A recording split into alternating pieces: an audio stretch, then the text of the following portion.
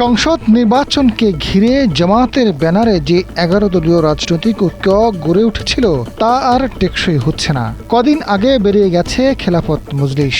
এবার জোটের গুরুত্বপূর্ণ শরিক এনসিপিও জামায়াতের সঙ্গ ছাড়ার ইঙ্গিত দিয়েছে। এর মধ্যে দলের ভেতরে চলছে জোটের রাজনীতির লাভ ক্ষতি নিয়ে আলোচনা।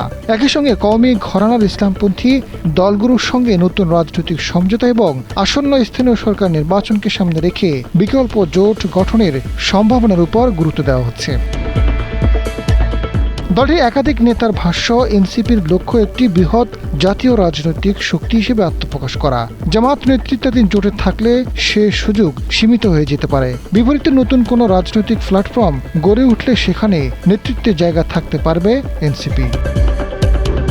সম্প্রতি এনসিপির মুখপাত্র আসিফ মাহমুদ সজীব ভুঁইয়া বাংলাদেশ খেলাফত মজলিসের আমির, হেফাজতে ইসলামী বাংলাদেশের আমির এবং ইসলামী আন্দোলন বাংলাদেশের আমিরের সঙ্গে সৌজন্য সাক্ষাৎ করেছেন।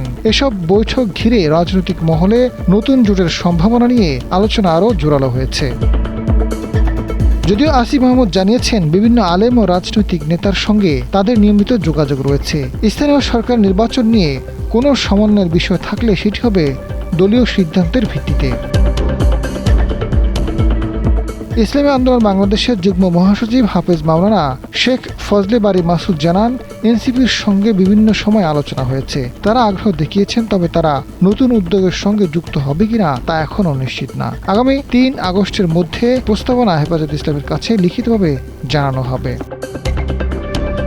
বিষয়টি নিয়ে জামায়াতের সহকারী সেক্রেটারি জেনারেল হামিদুর রহমান আজাদ জানান, জোটের ভেতরে কোনো সমস্যা থাকলে তা আলোচনার মাধ্যমেই সমাধান করা হবে। কোনো পক্ষ পরিকল্পিতভাবে ঐক্যে ভাঙন ধরানোর চেষ্টা করছে বলে ধারণা তাদের। এনসিপির তৎপরতা তাদের নিজস্ব রাজনৈতিক সিদ্ধান্ত, এ বিষয়ে কোনো তথ্য নেই। সংসদ নির্বাচনের সময় জাতীয়ভাবে সমঝোতা হয়েছিল। স্থানীয় সরকার নির্বাচনে সেই সুযোগ নেই। কোথাও সমঝোতা হলে সেটি স্থানীয় পর্যায়ে হবে। আজাদ ফারুক, সময়ের আলো।